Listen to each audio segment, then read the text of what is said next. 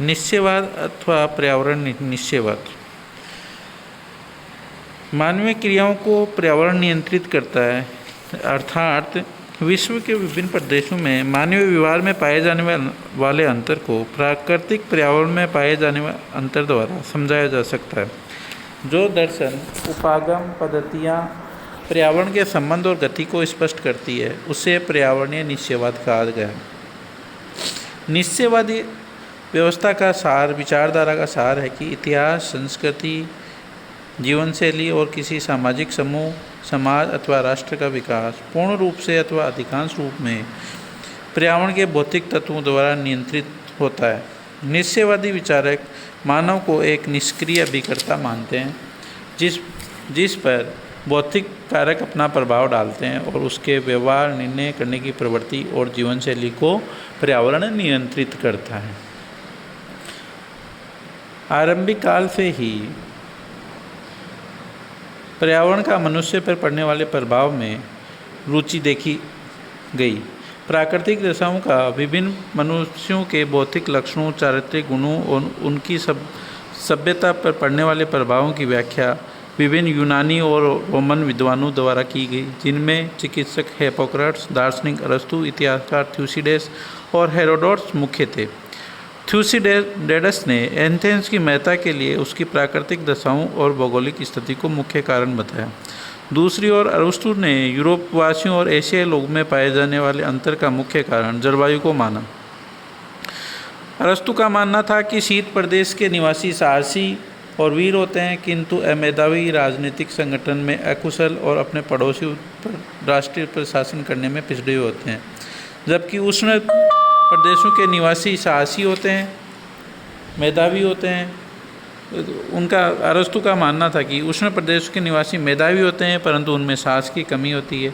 इसी कारण दासता उनकी नियति और स्वाभाविक प्रवृत्ति होती है। दूसरी ओर अरस्तु का मानना था कि यूनान के निवासी, जो भौगोलिक दृष्टि से इन दोनों क्षेत्रों के मध्य में स्थित है, उच्चतम गुणों से परिपूर्ण होते हैं और इस प्रकार वे स्वाभाविक रूप से सब पर शासन करने के योग्य हैं।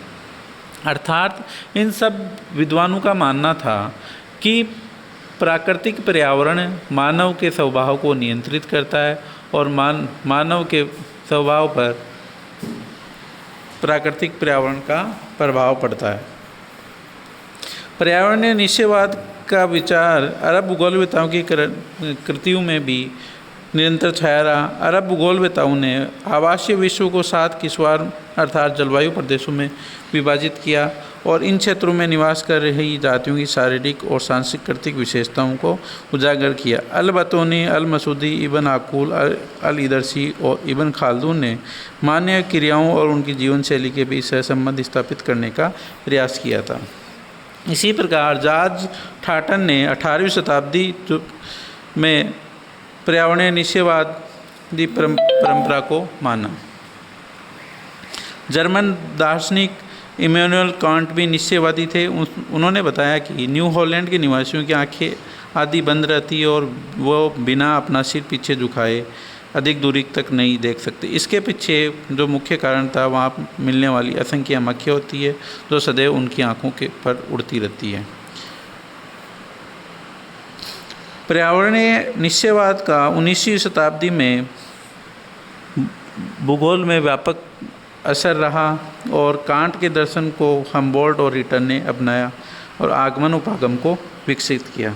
इसी प्रकार न्यूटन द्वारा अपनाए गए निगमनात्मक और यंत्रवादी दर्शन का समर्थन डार्विन ने किया और अपनी पुस्तक जीवों की उत्पत्ति, ओरिजिन और स्पाइसेज में इसका प्रभाव देखा गया। इस पुस्तक में डार्विन ने जीवन के विकास को स्पष्ट किया और विकास के सिद्धांतों को प्रतिपादित किया। आगे चलकर पर्यावरण निश्चयवाद को वैज्ञानिक निश्चयवाद नाम से जाना जाने लगा और वैज्ञानिक निश्चयवाद का संस्थापक फ्रेडरिक हेर्ज़ेल को माना गया, जिन्होंने शास्त्रीय भौगोलिक निश्चयवाद की सामाजिक डार्विनवाद के तत्वों से आपूर्ति की और एक जीव के रूप में राज्य के सिद्धांत का प्रतिपादन किया। इस सिद्धांत के अनुसार राज्य अपना जीवन पृथ्वी से प्राप्त करता है और निरंतर अधिकाधिक क्षेत्र के अधिग्रहण का प्रयास करता है। हेर्ज़ेल ने ये तर्क प्रस्तुत किया कि समान दशाएं समान जीवन शैली को जन्म देती है और इसके लिए उन्होंने ब्रिटिश द्वीप समूह और जापान के उदाहरण प्रस्तुत किए और स्पष्ट किया कि दोनों देशों की द्वीपीय स्थिति ऐसी है कि उन्हें बाहरी आक्रमणकारियों से प्राकृतिक सुरक्षा मिलती है। परिणामतः इन देशों के निवासी तीव्र प्रगति कर रहे हैं और इन देशों ने विश्व की महाशक्तियों का स्तर प्राप्त कर लिया है। रेडजेल डार्विन का अनुयायी था और योग्यतम की उत्तरजीविता के सिद्धांत में उनका विश्वास था। मानव को उद्विकास के अंतिम उत्पाद के रूप में मानते थे रेडजेल। इस उद्विकास के स्वरूपों के चयन का मुख्य स्रोत भौतिक पर्यावरण के साथ उसके समायोजन की समता थी। रेडजेल का मानना था कि ऐतिहासिक काल में मानव की जीवन शैली और विकास को भौतिक लक्षणों, पर्वत और मैदानों आदि ने गहराई से प्रभावित किया है। रेडजेल ने कहा कि किसी स्थान की स्थिति वहाँ के लोगों की जीवन शैली और मनोवृत्ति को निर्धारित करती है। 20वीं शताब्दी के आरंभ में पर्यावरणवाद का विस्तार संयुक्त राज्य अमेरिका में सर्वाधिक रहा और यहाँ इसके समर्थक एलन चर्चिल सैम्पल और एल्सवर्थ हंटिंगटन थे। एलन सैम्पल रेडजेल की अनुयायी थी और उन्होंने अपने शिक्षक के विचारों को प्रचार प्रसार किया और निश्चयवाद की कट्टर समर्थक बनी।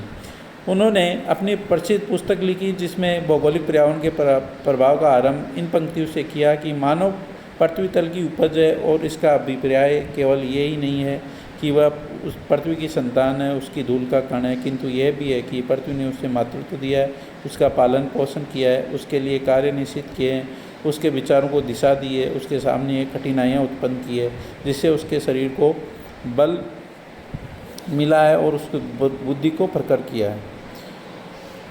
इस प्रकार रेडजेल की शिष्या एलन चर्चिल सैम्पल ने बताया कि मानव के ऊपर प्राकृतिक पर्यावरण का प्रभाव है। मानव प्राकृतिक पर्यावरण के द्वारा जो निश्चित दशाएं हैं उनके अनुसार अपना कार्य व्यवहार करता है, उसके बाहर नहीं जा सकता। सैम्पल ने आगे चलकर अपनी पुस्तक में विभिन्न भौतिक प्रदेशों, स्थलाकृति और क्षेत्रों में निवास कर रहे लोगों की वैचारिक विशेषताओं में भेद किया और दृढ़तापूर्वक कहा कि पर्वतीय प्रदेशों के निवासी मुख्य रूप से रूढ़िवादी होते हैं तथा उनके पर्यावरण में उसको परिवर्तन के लिए प्रेरणा देने वाले तत्व बहुत कम होते हैं और समय कम होता है तथा बाहर का प्रभाव उनके पास नहीं पहुंच पाता। अतः नवाचार उनके लिए प्रतिकारी होता है।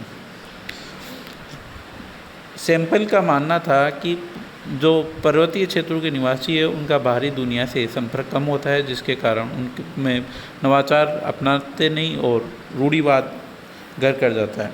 इसी प्रकार अमेरिकी भूगोलविद एल्सवर्थ हंटिंगटन ने अपनी पुस्तक प्रिंसिपल्स ऑफ ह्यूमन ज्योग्राफी 1945 में लिखी थी। उसमें कहा कि सभ्यताओं के विकास में जलवायु को महत्वपूर्ण भूमिका रहती है। उन्होंने निष्कर्ष निकाला कि उनके निवास क्षेत्र जो संयुक्त राज्य अमेरिका के उत्तर पूर्वी भाग में स्थित है का वातावरण सर्वोत्तम है। हंटिंगटन का मूल दर्शन ये था कि किसी प्रदेश में सभ्यताओं द्वारा सर्वोत्तम उपलब्धियां विशेष रूप से विशेष प्रकार की जलवायु से संबद्ध होती है और जलवायु की विभिन्नताएं इतिहास की संस्कृति में स्पंदन उत्पन्न करती है। उन्होंने कहा कि कार्य करने के लिए सर्वश्रेष्ठ जलवायु वह होती है जिसमें विविधताएँ होती है तथा जिसमें तापक्रम एक निश्चित सीमा तक गिरता है। इसके बाद अन्य भूगोलवेताओं जिनमें मैकेंडर, चिसोलम, डेविस, बॉमन, रॉबर्ट मिल, गेडिस, हर्बर्टसन, टेलर आदि ने मानव समाज की प्रकृति को निश्चयवादी तत्व के रूप में वर्णित किया। अनेक विद्वानों ने सजीव और स्पष्ट वर्णन किया कि मृदा के भौतिक गुणों पर जलवायु का प्रभाव अंततः उसके फसल, प्रतिमान, भोजन की आदतें, शारीरिक संगठन और व्यवहार को प्रतिपादित करता है।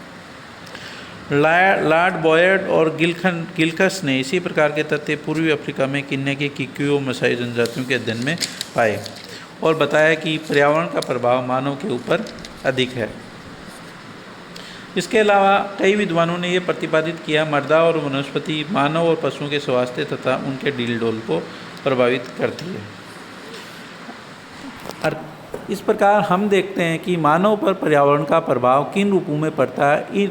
इनका पर्यावरण निश्चयवाद में अध्ययन किया गया तथा मानव पर पर्यावरण के प्रभाव को सर्वोत्तम प्राथमिकता दी। पर्यावरण निश्चित रूप से मानव को प्रभावित करता है, मनुष्य उलट कर पर्यावरण में परिवर्तित करता है और यह अंतःक्रिया इतनी जटिल है कि कब किसने किसको प्रभावित किया है ये ज्ञात नहीं कर पाते, और कब किस पर एक का प्रभाव समाप्त हो गया और दूसरे का प्रभाव प्रारंभ हो गया, इन चीज़ों को हम नहीं देख पाते। अतः हम ये नहीं कह सकते कि इस प्रक्रिया पर पर्यावरण का प्रभाव अधिक था, इस पे मानव का प्रभाव अधिक रहा। धन्यवाद।